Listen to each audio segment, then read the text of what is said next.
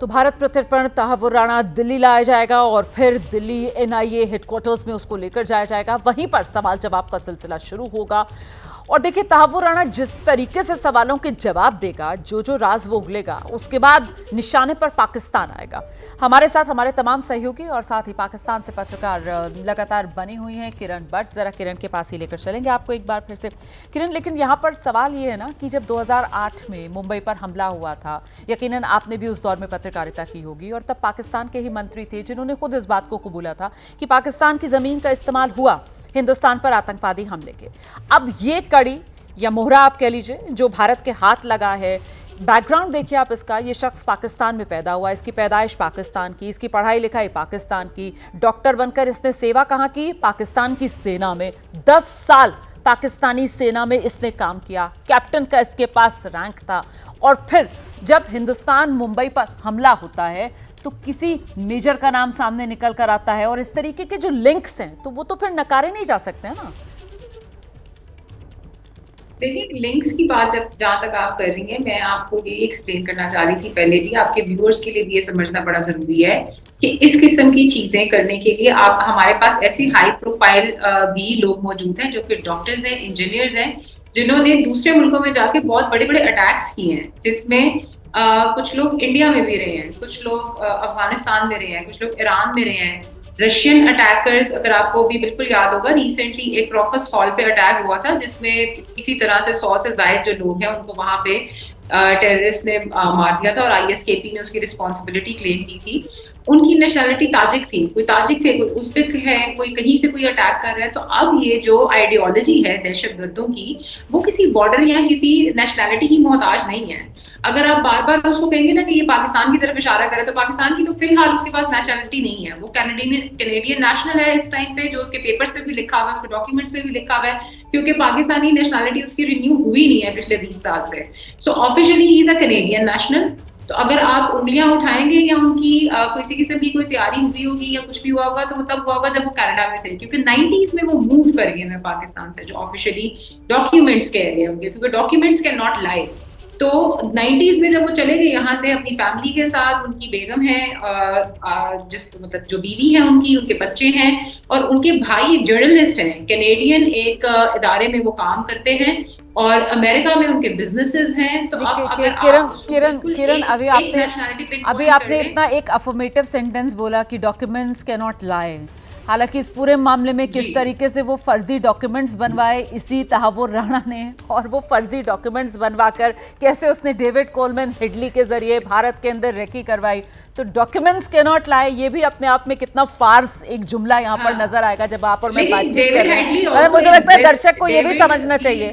मैं जरा सा आगे बढ़ जाती हूँ। हमारे साथ हमारे तमाम सहयोगी इस वक्त मौजूद हैं, और मुंबई का वो ताज होटल जिसने 2008 मुंबई हमला झेला था, वहीं पर हमारे सहयोगी सूरज ओझा इस वक्त मौजूद हैं, और यहीं मुंबई को इंतजार है कि मुंबई के गुनहगार का पूरा हिसाब किताब हो। सूरज।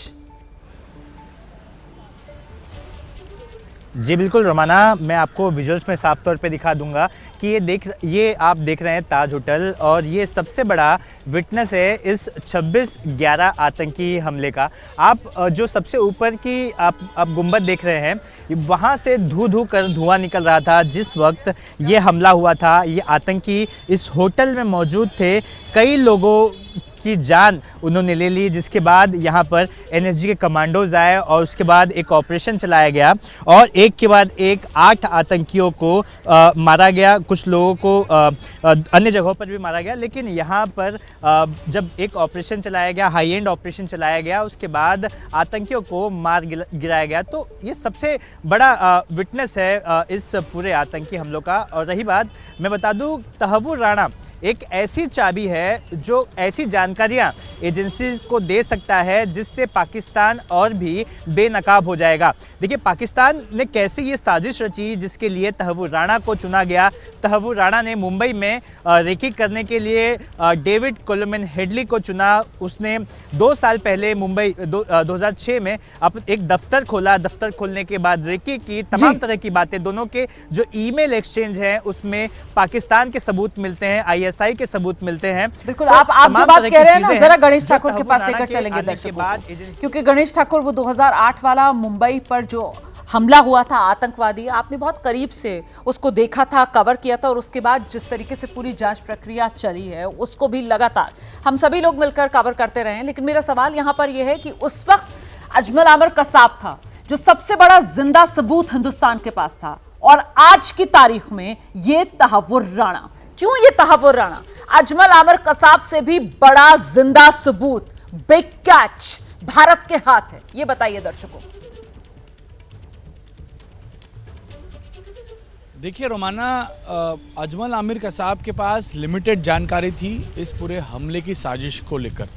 वो महज एक प्यादा था जिसे मरने के लिए यहाँ भेजा था, लेकिन अपने मुंबई पुलिस के शहीद तुकाराम ओमले और डीबी मार की टीम के बहादुरी की वजह से ही वो पकड़ा गया और पाकिस्तान बेनकाब हुआ। वरना तो कलेवा बांधकर हिंदू नाम के आई कार्ड्स इन 10 आतंकियों को देकर पाकिस्तान की तरफ से भेजा गया था, और सैफरॉन टेररिज्म का रंग उसे उस समय जब 2008 में मालेगांव का बम धमाके हुए थे तो उसी का कवर लेकर इनको भी हिंदू बताकर सैफरॉन टेररिज्म है, पाकिस्तान अपने आप को बचाने की कोशिश करता रहा।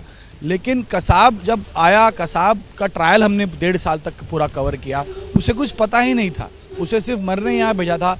2-3 नाम वो लेता था जिसमें ज़कीउर रहमान लखवी, हफीज़ सैयद और एक आध 2 नाम जो वहाँ ट्रेनिंग देते थे। अबू जुंदाल जो ज़बीउद्दीन अंसारी बीड़ का ही रहने वाला था, वो उनको कैसे ट्रेनिंग भाषा की देता था, ये सारी बातें वो वहाँ पर बता रहा था।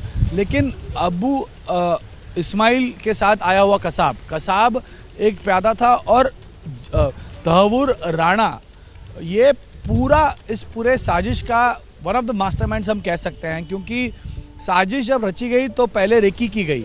आपको बता दें कि ये 26/11 का हमला, उससे पहले करीब 3 बार भारत पर, मुंबई पर हमला करने की कोशिश की गई थी। एक मई 2008 में, फिर सितंबर और फिर अक्टूबर में। लेकिन मई में ख़राब वेदर की वजह से वो हो नहीं पाया। सितंबर में नाव जिसमें आए थे वो टकरा गई थी। तो ऐसा ये पूरी प्लानिंग कई महीनों से, कई सालों से चल रही थी। न्यूक्लियर प्लांट देखा गया था मुंबई में आकर। तो राणा और हेडली ये दोनों अपने मास्टर्स, जो मेन कॉन्स्पिरेटर्स थे 26/11 के या मुंबई पर हमला करने वाले, जिसमें पाकिस्तानी आर्मी, ISI और ये तमाम बड़े नाम जो दहशतगर्दी को बढ़ावा देते पाकिस्तान से, उनको ये बेनकाब कर सकता है। इसके पास एविडेंस है, ये ईमेल के ज़रिए बात करता था, इसने अपने पास एविडेंस रखे थे। आपको बता दें कि डेविड कोलन हेडली का जब डिपोजिशन हुआ था तो वो ऑनलाइन वीडियो कॉन्फ्रेंसिंग के ज़रिए हुआ था। उसने कई सारी बातें छुपाई थी, वो सारी बातें नहीं बता रहा था। लेकिन अब जब तहव्वुर हुसैन राणा कस्टडी में है, और कस्टडियल इंट्रोगेशन से बहुत फ़र्क पड़ता है, तो जो हेडली छुपा रहा था वो राणा बताएगा। और राणा सिर्फ ज़कीउर रहमान लखवी या हफीज़ सैयद नहीं, तो साजिद मीर कौन है, अबू कहाफा कौन था, ये तमाम बड़े नाम, मेजर अब्दुल रहमान पाशा कौन है, मेजर इकबाल का रोल क्या था, कौन अब कहाँ रहता था, कहाँ से ऑर्डर्स आते थे, और भी कोई बड़े नाम शामिल थे क्या, ये तमाम जानकारियाँ राणा की तरफ से आएंगी। और मैं आपको दावे के साथ कह सकता हूँ, कस्टोडियल इंट्रोगेशन के बाद पाकिस्तान के खिलाफ अहम सबूत राणा देगा और पाकिस्तान बेनकाब होगा। और इसी वजह से भारत सरकार ने पूरी कोशिश की कि ये अपनी कस्टडी में आए, क्योंकि कस्टोडियल इंट्रोगेशन से ही बात आगे बढ़ेगी।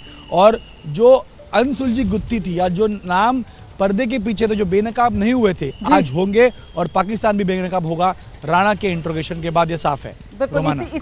इसीलिए किरण, पाकिस्तान अभी से बहुत डिफेंसिव होकर और अपनी प्रतिक्रिया देना शुरू कर दिया, उसने पल्ला झाड़ना शुरू कर दिया। किरण, नहीं, देखिए डिफेंसिव होने की बात नहीं है। पाकिस्तान ना तो डिफेंसिव मोड में जा रहे हैं, ना हम लोग किसी भी किस्म की अभी इतनी कोई हार्श स्टेटमेंट आई है मिनिस्ट्री ऑफ फॉरेन अफेयर्स की तरफ से भी। हम लोग क्योंकि हर हफ्ते जुमेरात के दिन जो है वो ब्रीफिंग अटेंड करते हैं। आज जुमेरात थी और आज के ही दिन ये सारा कुछ हो रहा था, तो इसीलिए आज जब पूछा गया तो ministry of foreign affair was ready with their very initial statement, and that was के हम लोग हमारे पास इस तरह के कोई पेपर्स ही नहीं है या डॉक्यूमेंट्स ही नहीं है जिसमें हम बता सके कि ये पाकिस्तानी नेशनल है।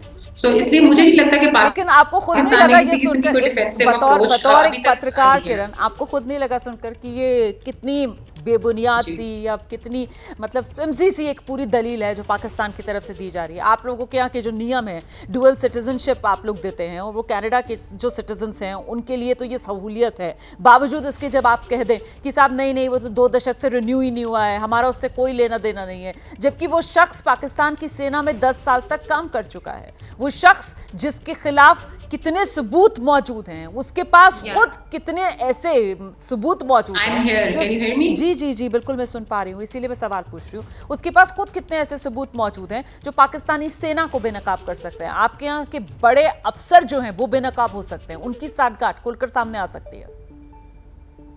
अच्छा, ये डिपेंड्स कि आप लोग इन्वेस्टिगेशन जब इंडिया करेगा तो वो पाकिस्तान के साथ इसके सबूत शेयर करता है कि नहीं, क्योंकि इस तरह तो पाकिस्तान की तरफ से काफी दफा जो है वो कुलभूषण यादव से रिलेटेड सबूत जो है वो शेयर किए गए हैं थर्ड पार्टी के थ्रू भी, लेकिन इंडिया ने आज तक कभी उसको मतलब माना नहीं है और हमेशा से इनकार ही किया है। तो इट डिपेंड कि कितना स्ट्रॉन्ग कोई केस बनता है और किस किस्म के सबूत सामने आते हैं या स्टेटमेंट सामने आते हैं, और फिर उस स्टेटमेंट को भी देखा जाएगा आपसे कि बात स्टेटमेंट करके अंडर द मुझे इन्फ्लुएंस समझ में आ रहा है कि अगला लाइन ऑफ एक्शन पाकिस्तान की तरफ से क्या होगा। मतलब अभी तक जो पाकिस्तान सरकार की तरफ से कहा जा रहा था आप लोग पल्ला झाड़ने की कोशिश कर रहे हैं तहव्वुर राणा को लेकर, और दूसरा आपने यहाँ पर पत्ते खोल दिए हैं कि अब आगे पाकिस्तान की तरफ से अगले डिफेंस के तौर पर जो है वो कुलभूषण जाधव का नाम जो है वो रखा जाएगा और उसको लेकर आप लोग अपना गेम आगे बढ़ाने की कोशिश करेंगे। लेकिन ये गेम बनेगा नहीं, क्योंकि पाकिस्तान का बेनकाब होना तय है।